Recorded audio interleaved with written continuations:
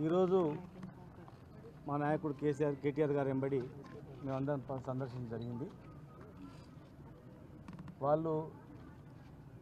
వాళ్ళ బాధ చూస్తూ ఉంటే నిజంగా ఇదేం బాధ, తెచ్చుకున్న తెలంగాణలో ఇంత బాధలా? ఏ వర్గం బాగుపడాలని రాష్ట్రం తెచ్చుకున్నామో ఆ పేద వర్గాల వాళ్ళు 10 సంవత్సరాలు రైతు బంధు వచ్చింది సార్, సంతోషంగా ఉన్నాము. బొంబాయిలో, దుబాయ్లో, తర్వాత పూణేలో బతికిన వాళ్ళము ఊర్లలో వచ్చి ఇప్పుడు బతుకుతున్నాం. ఇప్పుడే మరి మా భూములు గుంజుకుంటే మేము ఎట్లా బతకాలా? మేమేం తినాలా? మా పిల్లలు ఎట్లా బతకాలా? మాకు ఉద్యోగాలు వద్దేమొద్దు, మా భూమి మాకు కావాలి, మేము బతుకుతామని చెప్పి వాళ్ళు ఏడుస్తుంటే నిజంగా 14 లక్షల మంది వలసపోయినటువంటి జిల్లా అది మాది. అందులో అన్ని వర్గాల వాళ్ళు ఉన్నారు. ఎస్సీలు ఉన్నారు, ఎస్టీలు ఉన్నారు, బీసీలు ఉన్నారు, ఓసీలు, రెడ్డిలు ఉన్నారు, అందరు ఉన్నారు. అందరు రైతులు కూడా మాకు భూములు పోతే మేము బతుకం సస్తమిగా ఇప్పటికీ కొట్టి చంపినరు పోలీసులు. మళ్ళీ చెప్తే మళ్ళీ దంతం కొడక అంటే మేము చెప్పలేకపోయినాం సార్ అని చెప్పి వాళ్ళు దెబ్బలు చూస్తుంటే మాకు కూడా నిజంగా కళ్ళకి నీళ్ళు వచ్చినాయి. ఇది ప్రభుత్వం పేదల భూములు గుంజుకొని ఏం చేస్తుంది? ముఖ్యమంత్రి గారి జిల్లాలోనే, ముఖ్యమంత్రి గారి నియోజకవర్గంలోనే జరిగితే ఇక కంచె సేన్ వేసినట్లయితుంది.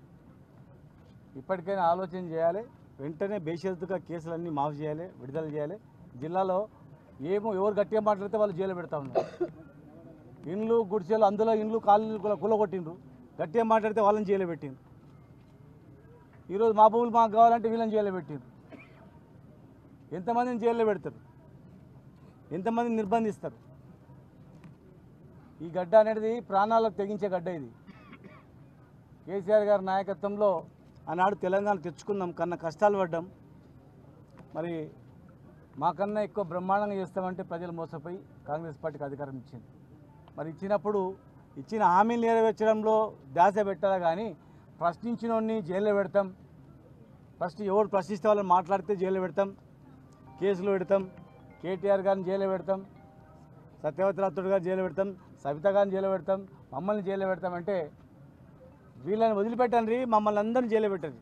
నిన్ననే మా నాయకుడు అన్నారు, పేద ప్రజల గురించి, రైతుల గురించి, మీ గురించి, తెలంగాణ మీ అందరి గురించి నన్ను జైల్లో పెట్టమనండి, ఎన్ని రోజులు పెడితే పెట్టమనండి, కసి తీర్చుకోమనండి, కానీ మా మీద కోపం ప్రజల మీద తీరుస్తారు చెప్పడం కానీ ఇవాళ మేమందరం కూడా అదే కోరుతా ఉన్నాం. ఖచ్చితంగా యావత్ తెలంగాణ మొత్తం గ్రహించాల, తెలంగాణ మొత్తం కూడా ఒకసారి ఆలోచన చేయాలి ఈ నిర్బంధాలు ఏంటని. తెలంగాణ తెచ్చిన వాళ్ళకి తెలుస్తుంది ఆ బరువు బాధ్యత అనేది. కనుక ఇప్పటికైనా ఆలోచన చేసి వెంటనే విడుదల చేసి కేసులన్నీ ఎత్తేయాలి. లేదంటే ఖచ్చితంగా ఈ గడ్డ ప్రజా ఉద్యమాల గడ్డ ఇది. అది ఏ రూపంగా వస్తుందో తెలియదు. దాన్ని ఖచ్చితంగా మరి తగిన మూల్యం చెల్లించుకోవాల్సిన అవసరం ఉంటుంది.